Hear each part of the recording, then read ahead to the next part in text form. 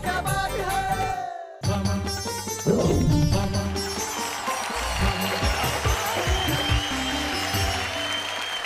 नमस्कार हिंदुस्तान के तमाम करोड़ों कविता प्रेमी श्रोताओं को, जो मैं जानता हूं कि इस वक्त इंतजार भी कर रहे हैं और सोच रहे हैं कि मैं कब कहूंगा वाह वाह क्या बात है।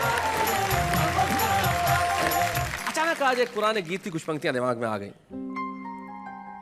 हरी हरी वसुंधरा पे नीला नीला ये गगन कि जिस पे बादलों की पालकी उड़ा रहा पवन। दिशाएं देखो रंग भरी, चमक रही उमंग भरी, ये किसने फूल पे,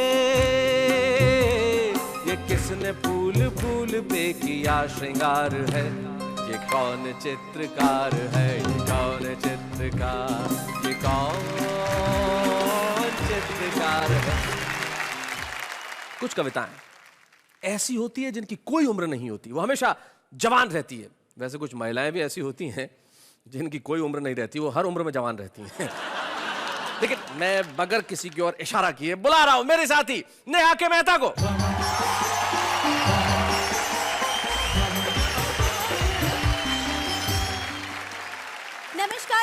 नमस्कार। मैं आपकी अंजलि तारक मेहता आपका स्वागत करती हूँ आपके अपने शो में, जिसका नाम है वाह वाह क्या बात है। वैसे मेरी उम्र के बारे में आप मेरी ऑडियंस से क्या बातें कर रहे थे? यही कि आपकी उम्र बहुत ज्यादा है। नहीं, मेरे कहने का मतलब ये है कि आपकी उम्र बहुत लंबी है। देखो मैंने याद किया और आप आ गई। ओहो, हाँ। वो तो हमारी खासियत है। लोग तो ये भी कहते हैं कि शैतान को याद करो शैतान हाजिर। लोगों का क्या है, हमें लोगों से कुछ लेना देना नहीं है, लेकिन हमारा काम तो लोगों की उम्र लंबी करना है। करेक्ट, पर लोगों की उम्र लंबी कर कैसे सकते हैं? अरे भाई, तमाम चिकित्सकों ने कहा है कि अगर आदमी हंसता है तो उसकी उम्र लंबी होती है, और हम तो सारे देश को यही सिखा रहे हैं कि हंसिए हंसाइए। हमारे साथी जो आएंगे वो इतना हंसाएंगे कि आपकी उम्र लंबी हो जाएगी। तो एक बार हम हमारे आने वाले साथियों के लिए कहते हैं वाह वाह क्या बात है।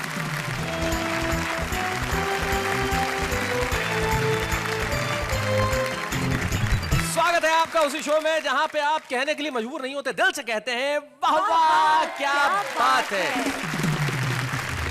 स्वागत है हमारे तीन कवि मित्रों का जो बड़े कमाल के हैं। तीनों इस वक्त मेरी तरफ देख रहे हैं, अलग अलग निगाह से। दो मुस्कुरा रहे हैं, एक मुस्कुराने की कोशिश कर रहा है।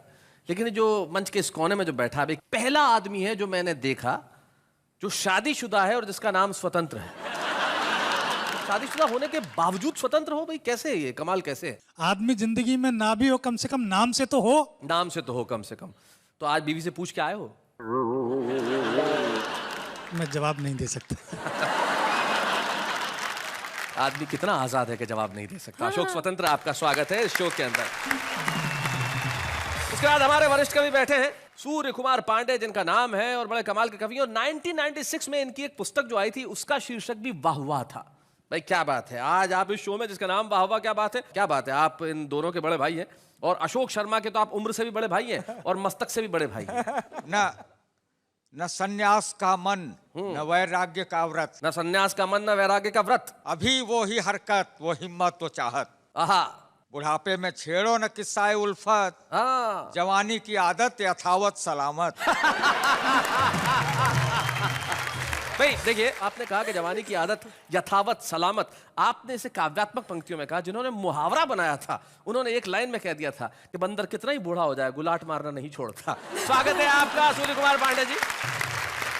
अशोक शर्मा हैं जो दिल्ली में रहते हैं। क्या करते हैं दिल्ली में आप कविताएं लिखने के अलावा अशोक? दिल्ली में मैं पेट्रोलियम विभाग में हूँ। वो विभाग जिसने सारे देश को परेशान कर रखा है। हाँ ना, बढ़ते ही जा रहे दाम। बिल्कुल सही। वहां दाम बढ़ा रहे हैं या लोगों के चेहरों पे हंसी बढ़ा रहे हैं, इससे अच्छा क्या हो सकता है। आप तीनों का स्वागत है। आप तीनों के लिए एक बार मैं कहना चाहता हूं वाह वाह क्या बात है। तो तीनों हमारे साथ हैं। बोलो किसे बुलाया जाए सबसे पहले? उम्र की बात चल रही है तो आप हमसे बड़े हैं तो आप ही को ये मौका दिया जाए। क्या बात है। देखिए, महिलाएं कहीं भी ये जताने का कोई मौका नहीं चूकती कि वो उम्र में छोटी हैं, लेकिन आदमी का भूगोल अक्सर बता देता है कि इतिहास क्या रहा होगा। आपने काम मुझ पे सौंप दिया तो चलिए मैं उसी को बुला लेता हूं सबसे पहले, जो स्वतंत्र है। अशोक स्वतंत्र, जोरदार तालियों से स्वागत करें हम।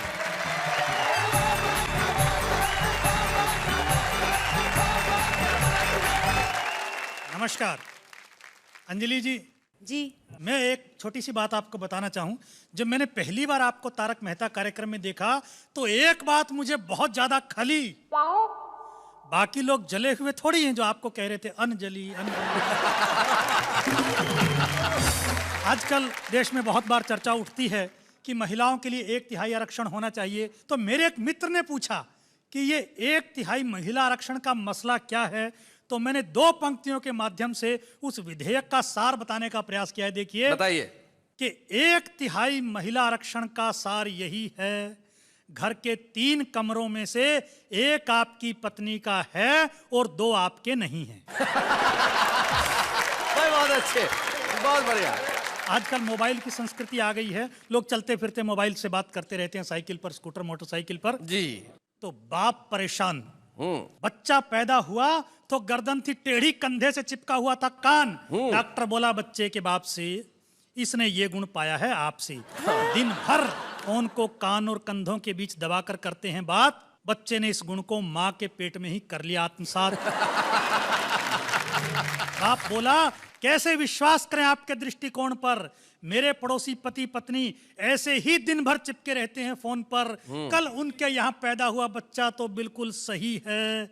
डॉक्टर बोला ऐसा नहीं है, वहां माँ बाईं तरफ फोन दबाती है, बाप दाईं तरफ फोन दबाता है। 2 गलतियों के जोड़ ने आश्चर्यजनक प्रभाव दिखा दिया, बच्चे को बिल्कुल सीधा बना दिया। बच्चे को बिल्कुल बहुत अच्छे। डॉक्टर की बात चली है तो एक छोटी सी घटना आपको बताता हूं। देखिए कि एक डॉक्टर से उसकी प्रेमिका बोली, ऐ मेरे हमजोली, रोज मिलते हो, कभी ये नहीं बताया तुम मुझे कितना प्यार करते हो। डॉक्टर बोला ऐसा नहीं कि मैं तुम्हारे लिए मर सकता हूं, अच्छा, पर तुम्हारा पोस्टमार्टम मैं फ्री में कर सकता हूं। भाई क्या मोहब्बत है, बहुत अच्छा, बहुत अच्छा। अच्छा, डॉक्टर की बात हो नर्स की ना हो, ऐसा कैसे हो सकता है? कैसे हो सकता है? कि टल्लू राम को हो गया थोड़ा इन्फेक्शन, अच्छा, अस्पताल में नर्स देने लगी इंजेक्शन। 1.5 मिनट में ही ये स्थिति आ गई, जितनी दवा शरीर में गई उससे ज्यादा नर्स दिल में समा गई। माँ बाप ने दे दी पूरी आजादी, दोनों की करवा दी शादी। अब टल्लू राम की प्रॉब्लम देखिए, कहता है मेरी प्यार भरी बातें सुनकर उसकी आत्मा डोलती ही नहीं है, जब तक सिस्टर कहकर न पुकारूं वो बोलती ही नहीं। बहुत अच्छे। कवि सम्मेलनों में अलग अलग डिजाइन के कवि रहते हैं। जी जी जी। अच्छा, वीर रस के कवि के साथ क्या स्थिति रहती है? जी। वीर रस का कवि घर पहुंचा तो देखा बेटे ने बहादुरी जताते हुए तोड़ दिया है घर का फर्नीचर और बाकी सारा सामान। बाप के दिल पर चली छुरी, बेटा अपने घर का सामान तोड़ने में कौन सी बहादुरी। बाप के ये शब्द बेटे के दिल पर कर गए चोट। बोला पिताजी याद करें आज से 10-12 साल पहले के हमारे परमाणु विस्फोट। जमीन हमारी, बम हमारे, फोड़े हमने और आपने पूरी दुनिया में जाकर मचाया शोर। देखो हमारी ओर हमारी बहादुरी के किस्से। अब मैं कहां से लाऊं अपने लिए परमाणु बम के किस्से, तो ये घर का सामान ही आया फोड़ने के लिए अपने हिस्से। भाई बहुत अच्छे, बहुत बढ़िया। मैं देश की राजनीति के बारे में 4 पंक्तियां सुनाकर अपना स्थान लेता हूं। जी। अपने देश में नेता हवा में किले बनाने में दक्ष होता है। जी जी। यहां हर पक्ष के अंदर ही उसका विपक्ष होता है, उससे भी बड़ा नजारा समक्ष होता है। यहाँ हर प्रांतीय दल में एक राष्ट्रीय अध्यक्ष होता है। क्या बात है, बहुत बढ़िया, बहुत अच्छे।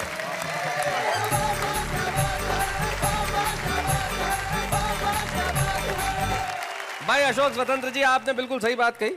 वीर रस के कवि के घर में ऐसा ही हो सकता है, बच्चा ऐसा ही कर सकते हैं। और सूर्य कुमार जी, आप तो बड़े पुराने कवि हैं, आपने देखा होगा वीर रस के कवि जब सुनाते हैं ना, भाई क्या करते हैं, कई बार तो खबर इतनी जोर से पढ़ देते हैं जैसे लगता है कविता है।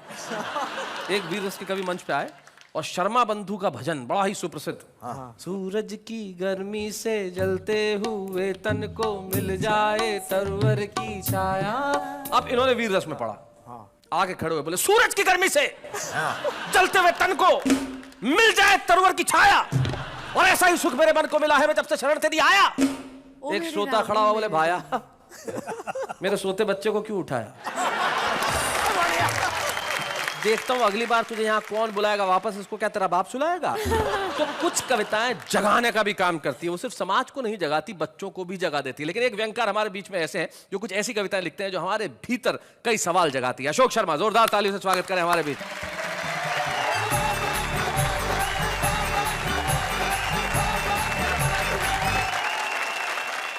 अभी अशोक स्वतंत्र जी बता रहे थे पत्नी से स्वतंत्र हो गए हैं जी। लेकिन कई पति ऐसे होते हैं जो स्वतंत्र नहीं हो पाते बेचारे। बेचारे। कई कोशिश भी करते हैं और कहां तक पहुंच जाते हैं। एक घटना से आपको जोड़ता हूं जी कि परेशान पति ने पत्नी से कहा जी कि एक मैं हूं जो तुझे निभा रहा हूं, हाँ लेकिन अब पानी सर से ऊपर जा चुका है, इसलिए आत्महत्या करने जा रहा हूं। अच्छा। पत्नी बोली ठीक है, लेकिन हमेशा की तरह आज मत भूल जाना और लौटते समय चक्की से आटा जरूर लेते आना।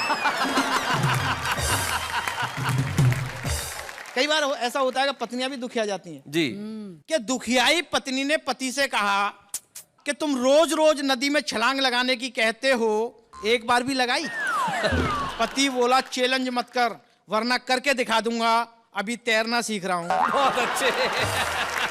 सीख रहा। जिस दिन आ जाएगा छलांग भी लगा दूंगा।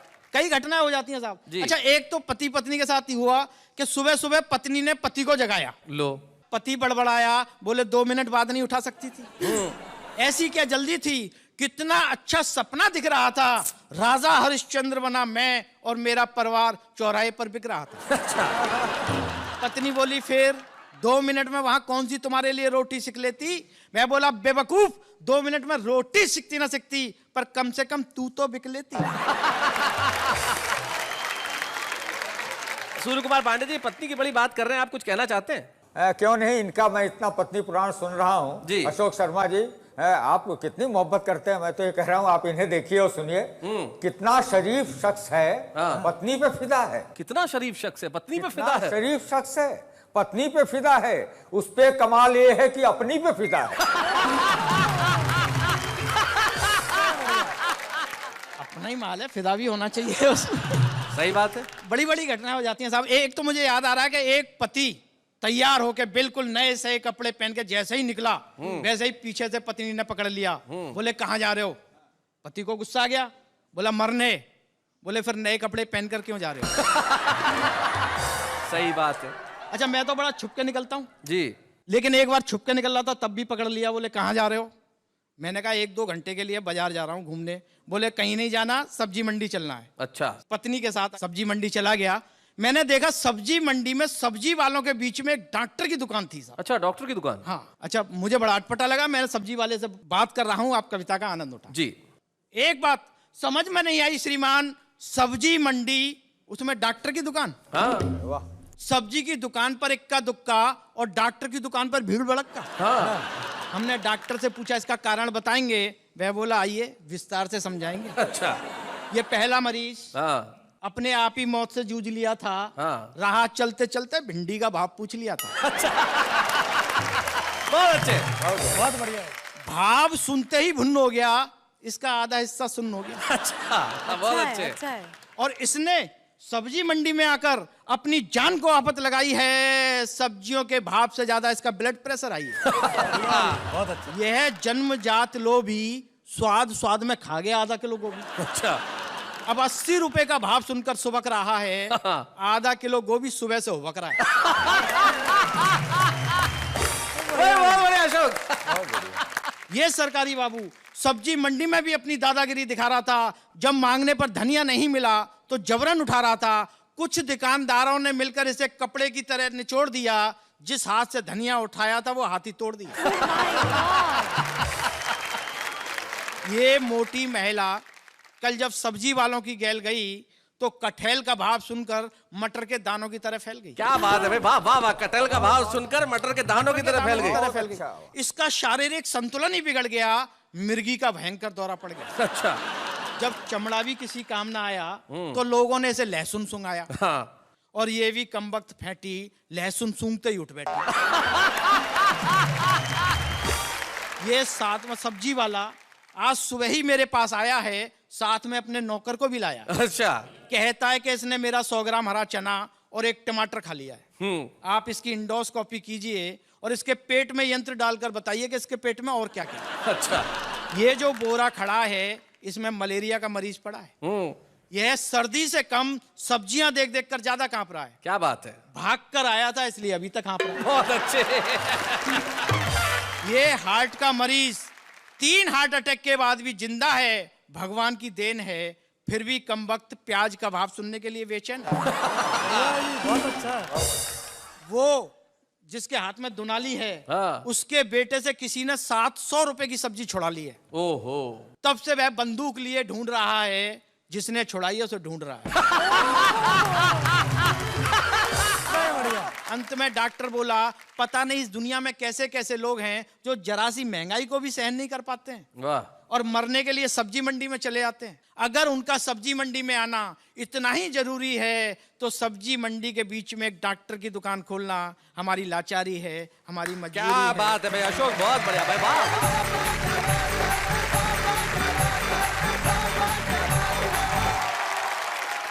बहुत बढ़िया अशोक, आपने एक व्यंग कविता के माध्यम से हमारी इस महंगाई की लाचारी, हमारी महंगाई की इस मजबूरी पे जो कड़ा प्रहार किया। ऐसा दिन आ ही गया है, लेकिन जब तक कविता का प्रहार जिंदा रहेगा तब तक हम ये सवाल लोगों से और व्यवस्था से पूछते रहेंगे कि आखिर वो दिन कब आएगा जब देश के हर घर में दोनों वक्त बच्चे सब्जियां खाएंगे और हम ऐसी कविताएं लिखने पे हमें मजबूर नहीं होना पड़ेगा। लेकिन अशोक, बहुत बढ़िया कविता आपने सुनाई, जिसके लिए आपको बहुत बहुत बधाई।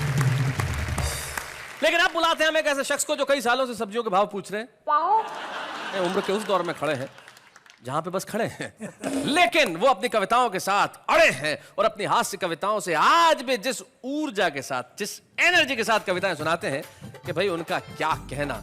सूर्य कुमार पांडे जी का सिर्फ नाम ही सूर्य नहीं है, सचमुच हास्य की कविता के आफताब हैं। आइए सूर्य कुमार पांडे जी।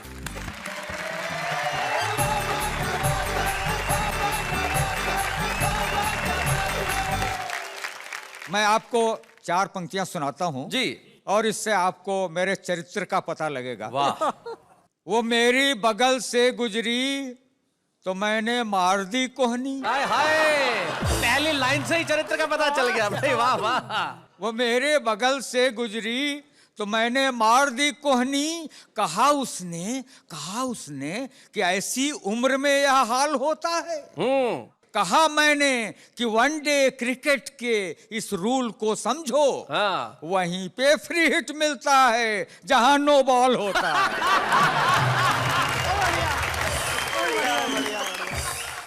सुनेगा 4 पंक्तियां जी। कि मैं गंजा हूं तो इस चिकने घड़े का फायदा भी है। हाँ।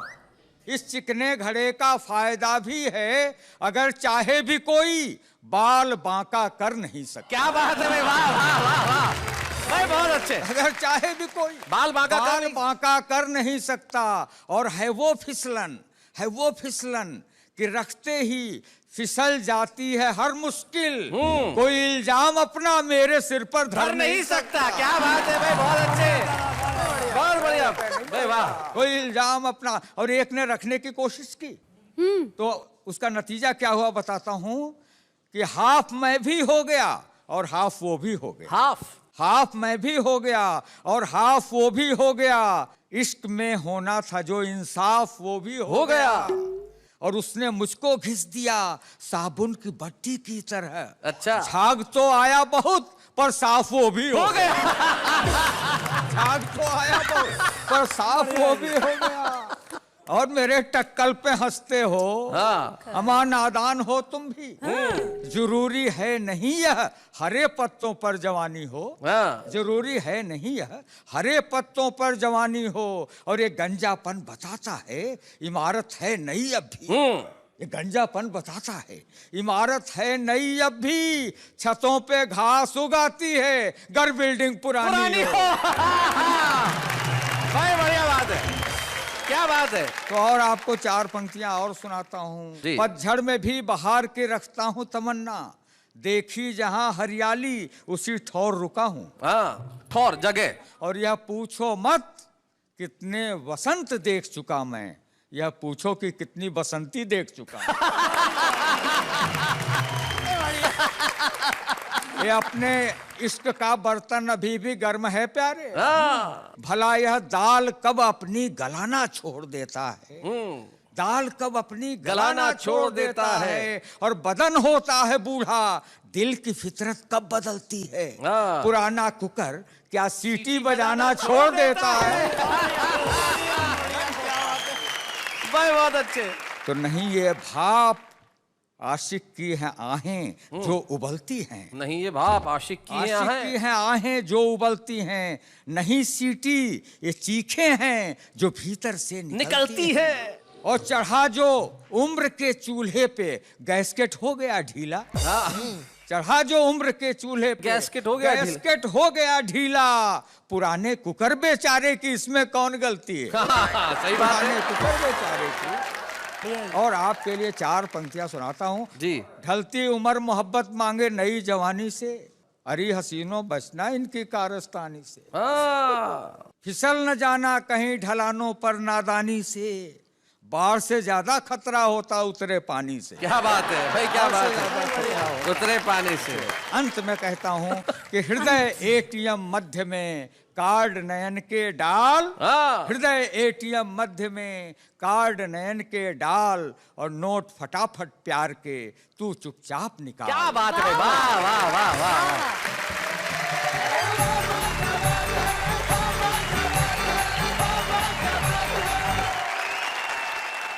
आपने इस उम्र में जो ऊर्जा यहाँ प्रदर्शित की और जिस ढंग से सुनाया है, मैं उदय प्रताप जी जो इतने श्रेष्ठ कवि हैं, उनकी एक पंक्ति मुझे याद आती है जो मैं आपको समर्पित करना चाहता हूँ। ये दोनों बैठ के इस वक्त यही सोच रहे होंगे, और आप नई पीढ़ी को जो कहना चाहते होंगे, उदय प्रताप जी कितनी बढ़िया बात कहते हैं कि पुरानी कश्ती को पार लेकर फकत हमारा हुनर गया है। जो पुरानी पीढ़ी है शायद यही कहती होगी कि पुरानी कश्ती को पार लेकर फकत हमारा हुनर गया है, नए खिवैया ये न समझे कि नदी का पानी उतर गया है। भाई क्या बात है सूर्य कुमार जी, बहुत बढ़िया। आप कुछ कहना चाह रही हैं? कब से? अरे बोलिए ना।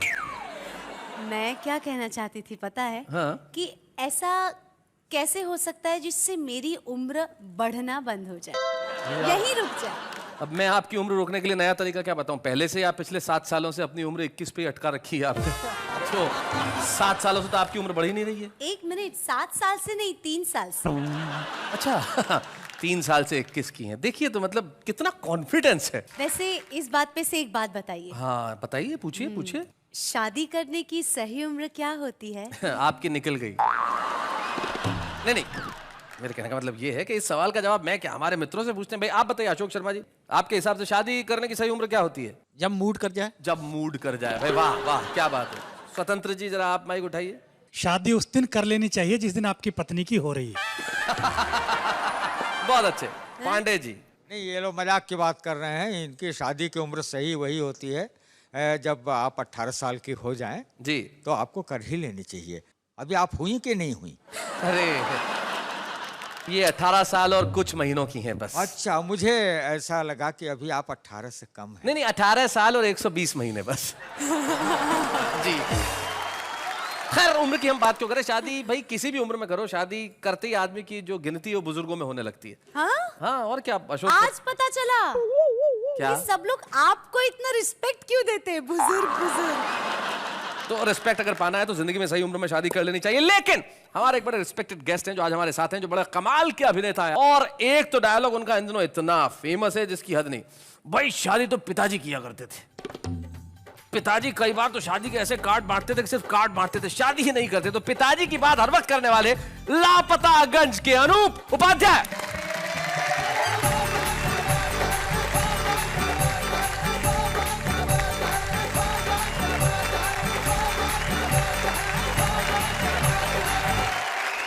भाई अनूप उपाध्याय जी, बड़ी देर कर दी, मेहरबान। आते आते पहले क्यों नहीं आया आप इस शो में? भाई देखिए ऐसा है, आते तो पिताजी थे शैलेश जी। अच्छा। और आते थे तो फिर जाते नहीं थे। हाँ। जब लोग उन्हें भगाते थे तब जाते थे। हमने भी आपके पिताजी को ही बुलाया था, आए आप हैं। पिताजी थोड़े से व्यस्त हैं जी। तो जब वो व्यस्त होते हैं तो उनकी जगह हम आ जाते हैं। जी।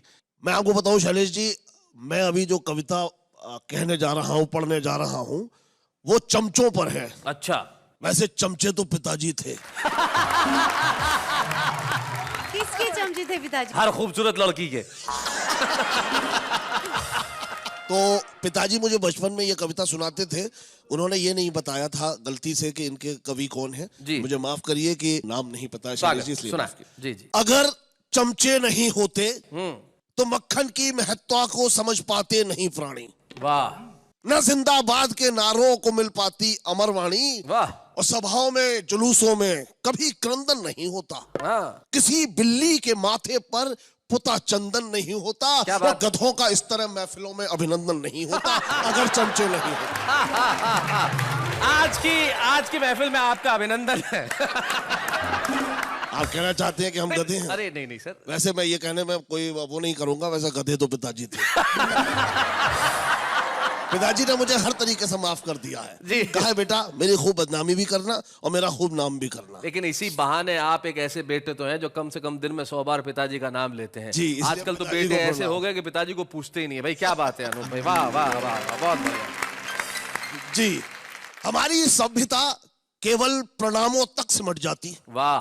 न झुककर दंडवत होते, चरण वंदन नहीं होते अगर चमचे नहीं होते। क्या बात है भाई, बहुत अच्छे। सर सर तो कवि सम्मेलनों में तालियों को कौन बजवाता, सही बात है।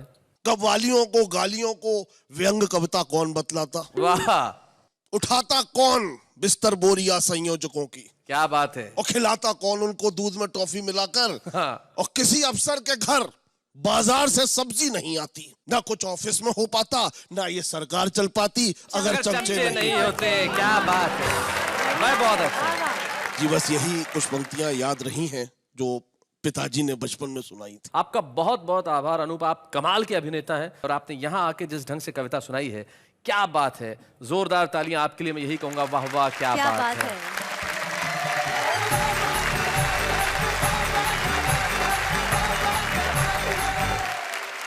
भाई चमचा का होना बड़ा आवश्यक है, चमचे बड़े कमाल के होते हैं। इस पे मुझे एक बहुत छोटी सी कहानी याद आ गई। हुआ यूं कि एक बार अकबर जो है वो बैंगन खा रहे थे, बीरबल पास में ही खड़े थे। तो अकबर को सब्जी इतनी बुरी लगी कि क्या सब्जी है, हाँ ये किसने सब्जी बनाई, घटिया सब्जी।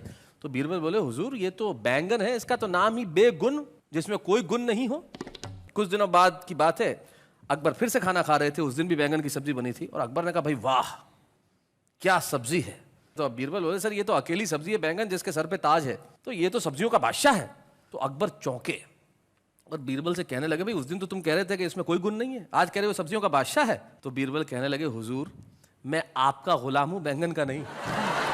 तो जिंदगी में इस तरह की चीजें बड़ी जरूरी होती है। कोई तो कहे कि भाई हम आपके गुलाम हैं, ऐसे लोग आजकल कम मिलते हैं, लेकिन कुछ लोग हैं जो जिंदगी के अंदर बहुत दिनों तक छुपे नहीं रह सकते, वो होते हैं हमारे छुपे रुस्तम। तो हम एक ऐसे छुपे रुस्तम को बुलाना चाहते हैं जिनके पिता सचमुच एक बड़े प्रसिद्ध कवि थे।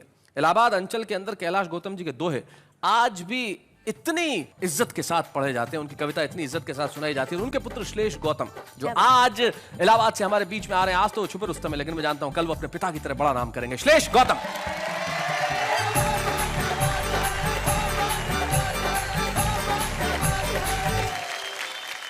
एक मुक्तक से शुरुआत करना चाहूंगा। पहले तो इस पेट के लिए बधाई, क्या मेंटेन करते हो श्लेष, क्या कमाल का मेंटेन किया है। इसकी अर्जेंसी यह है कि हम सिर्फ कवि सम्मेलन या चैनलों पे ही नहीं बुलवाए जाते जी। सड़क निर्माण विभाग को जब रोड रोलर फेल हो जाता है तो हम वहां चलवाए भी जाते हैं। हमारी उपयोगिता वहां भी है। बहुत अच्छे। देखिए एक मुक्तक की, हाँ। जहां पर दूरियां पनपे वहां पर पास लिख देना, हाँ जहां पर दम निकलता हो वहां पर सांस लिख देना। क्या बात। तुम्ही उम्मीद भारत की है, तुमसे इल्तजा इतनी, बदल देना व्यवस्था को, नया इतिहास लिख देना। क्या बात है, वाह वाह वाह, बहुत अच्छा। नया इतिहास लिख देना। अब भैया एक ससुराली बीमारी पे एक दोहा है हमारा। ससुराली बीमारी। ससुराली बीमारी पे आदरणीय सूर्य दादा को मैं बल्कि मैं समर्पित कर रहा हूं कि सास ससुर सर्दी लगे। अच्छा। सास ससुर सर्दी लगे, बीबी लगे जुखाम। अच्छा। साला तो सर दर्द है, साली राहत बाम। हाय हाय हाय हाय हाय हाय हाय, बहुत अच्छे, क्या बात है।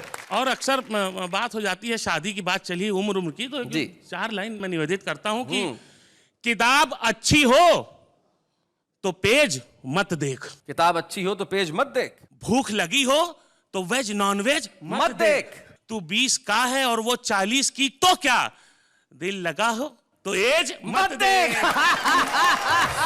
भाई बहुत अच्छे। वाह वाह। एक महापर्व है वैलेंटाइन, लेकिन उसको लेकर के शासन प्रशासन और पार्टियों का इतना मतलब कड़ाई रहती है। तो एक भविष्य की भी तस्वीर मैंने खींची है। जी। देखिए कि अब प्यार के इजहार पर पाबंदियां होंगी, अब प्यार के इजहार पे पाबंदियां होंगी, पर पाबंदियां होंगी। अब प्यार के बाजार में भी मंदियां होंगी। रहा ये हाल तो फिर दोस्तों आगे यही होगा, मजनू के हाथों लैलाओं की राखियां होंगी। क्या बात है। और देखिए कैलाश गौतम जी का दोहा कि पन्नी पर पन्नी चली, हाँ, हुए पंच सब टंच, अच्छा, सबसे ज्यादा टंच जो वही हुआ सरपंच।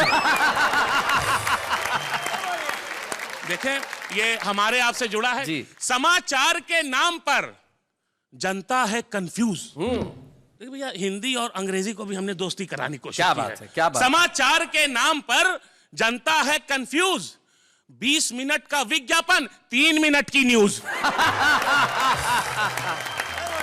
व्यवस्था के संदर्भ में एक मुक्तक प्रस्तुत करके मैं विदा लूंगा। मरने नहीं देंगे तुम्हें, जीने नहीं देंगे, वाह, मरने नहीं देंगे तुम्हें, जीने नहीं देंगे, देंगे हजार जख्म पर सीने नहीं देंगे।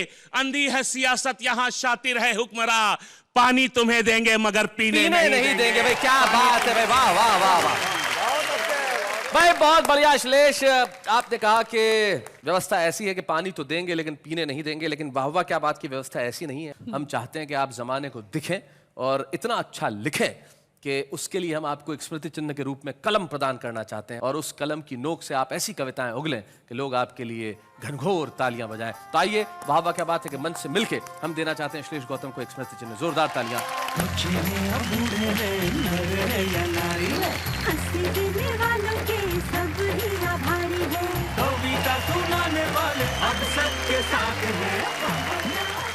श्लेष, मैं नई पीढ़ी को बताना चाहता हूं जो इस अर्थ नहीं समझते, हिंदी में बहुत सारे अलंकार हुआ करते हैं, श्लेष उनमें से एक अलंकार है। क्या बात है। और अलंकार सिर्फ हिंदी व्याकरण का ही एक शब्द नहीं है। हम अगर किसी को पुरस्कृत करते हैं तो भी कहते हैं अलंकृत किया है। तो एक अलंकार आज आपके जीवन में जुड़ा है। वाह वाह के इस मंच पे हम चाहते हैं कि जीवन में आप और आपके जीवन में इसी तरह से इनाम बरसते रहें। गला साफ क्यों कर रही हैं? नहीं, मैं एक कविता सुनाऊं? नहीं प्लीज प्लीज रहने दीजिए भाई, जो जिसका काम है उसी को करने दीजिए। नहीं, सुनाने दीजिए ना। अभी अभी ताजा लिखिए, फ्रेश, वरना पुरानी हो जाएगी। कविता कोई सब्जी थोड़ी है। नहीं, वो कविता में सब्जी जैसा स्वाद है। अरे अच्छा, सुनाइए जरा, क्या है? अर्ज किया है जी, कीजिए। जिस भी दिन आप सज धज के निकले घर से, तो लड़कियों ने देखा और चीख उठी डर से। ताली बजा दीजिए, कविता तो लिखिए प्लीज बजा दीजिए। इन्होंने कोशिश तो की, और कोशिश जीवन में बड़ी जरूरी है। हमारा जो आम आदमी है कोशिश बहुत बढ़िया करता है, 1 लाइन में, 2 लाइन में, 3 लाइन में, लेकिन क्या क्या सुनाता है आइए जरा देखते हैं। कॉलेज की 4 दीवारी में अजब सा खेल होता है, खेल खेल में 2 दिलों का मेल होता है, और इसीलिए हर साल पप्पू फेल होता है। बेखुदी की जिंदगी हम जिया नहीं करते, मोहब्बत है तो वो खुदा के इजहार करे, पीछा हम भी किसी का किया नहीं करते। हर महीने दोस्त मिल जाते हैं रास्ते पे, पर कॉलेज की फीस खत्म हो जाती है नाश्ते पे। ना तेरे आने की खुशी, ना तेरे जाने का गम, जा बहन जा, कोई दूसरी पटा लेंगे हम। छोटे से डब्बे में चावल का दाना, बुड्ढे ने आँख मारा बुड्ढा दीवाना। लम्हा लम्हा वक्त गुजर जाएगा, चंद लम्हों में एग्जाम आ जाएगा। अभी वक्त है पढ़ लो दोस्तों, वरना पास क्या तुम्हारा ससुर कराएगा।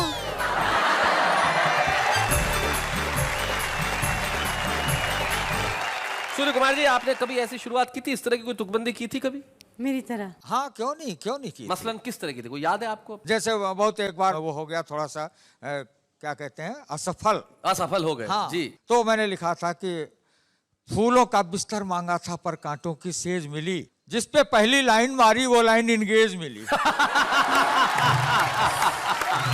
देखिए, सूर्य कुमार पांडे ये कहते हैं एक बार जब असफल हो गए, लेकिन उसके बाद जो सफलता की सीढ़ी उन्होंने चढ़ी, तो आज वो इस मंच पे हमारे आज सम्मानित कवि के रूप में है। हमें इस मंच को बड़ी खुशी होगी जब हम सम्मानित करें सूर्य कुमार पांडे जी को।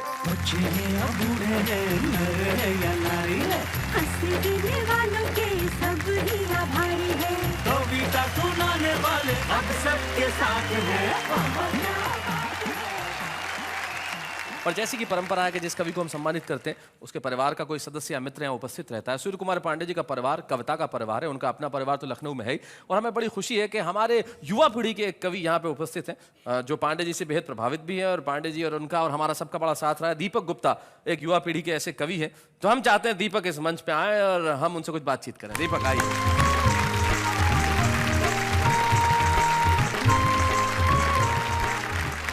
दीपक, स्वागत है आपका। धन्यवाद शैलेश जी। कोई खास किस्सा याद है पांडे जी का कुछ? अपने से जो वरिष्ठ कवि हैं अक्सर हम उन्हें चाचा जी का संबोधन देते हैं। आप इन्हें चाचा जी कहते हैं। चाचा जी के किस्से तो सनसनीखेज रहती हैं, लेकिन मुझे एक घटना याद आती है कि शादी के कुछ साल बाद दिलाते हुए पुराने दिनों की याद चाची ने चाचा से कहा, देखो जी रोशनदान पर बैठे कबूतर कबूतरी कितने ढंग से प्यार कर रहे हैं, और एक आप हैं सुबह से अखबार पढ़ रहे हैं। देखिए अजी मेरी बात पर ध्यान दो, इन पंछियों को देखकर की अकल से काम लो। तो चाचा जी बोले, भाग्यवान तेरी बात बिल्कुल सही है, पर तू अकल से नहीं आंखों से काम ले। देख कबूतर तो पुराना है, कबूतरी नहीं है। ये बात मैंने सिर्फ इसलिए कही क्योंकि हास्य व्यंग की धारा के कवि हैं सूर्य कुमार पांडे जी हमारे चाचा जी। लेकिन हमने जो बुजुर्गों से नई पीढ़ी ने सीखा है, मैं 3 शेर पूरी नई पीढ़ी को देना चाहता हूं ताकि वो कुछ इस तरह की बातें अपने भीतर भी लेकर आए। कहता हूं कि नहीं मालूम ये मुझको कि मेरी इज्जत कहां तक है, ये मेरे शेर बोलेंगे मेरी आमद कहां तक है। वाह वाह। और न दौलत से ही तय होगा न शोहरत से ही तय होगा, तेरा किरदार बोलेगा कि तेरा कद कहां तक। क्या बात है। और अंतिम शेर बतौर खास आज चाचा जी के सम्मानित होने पर, बुजुर्गों के तजुर्बों तक पहुंचना चाहते हैं गर्द, जमी की तह में जाकर देखिए बरगद कहां तक है। क्या बात है। जमी की तह में जाकर देखिए बरगद। वाह वाह। लेकिन पांडे साहब आपका सम्मान हुआ, आप 4 पंक्तियां जरूर कह दीजिए अपने कविता के फॉर्म में। 4 पंक्तियां। न कोई साज सुर संगत मगर सबको फंसाते हैं। वाह। कला का घर बड़ी मुश्किल से यारों हम बसाते हैं। क्या बात है। और विदूषक भाण जोकर मस्खरे हम हैं नहीं साहिब, हमारे पास केवल शब्द हैं जिनसे हंसाते हैं। क्या बात है। वाह वाह वाह वाह वाह। आज हम उम्र की बात कर रहे थे, उम्र बढ़ाने के लिए कुछ भी करने की जरूरत नहीं है। एक दोहा मुझे एक कवि का जाते जाते याद आता है जो कहता हूं, वो कहते हैं कि काशी मथुरा द्वारका मत जाओ श्रीमान। काशी मथुरा द्वारका मत जाओ श्रीमान, एक नजर भर देख लो बच्चों की मुस्कान। वाह वाह, क्या बात है।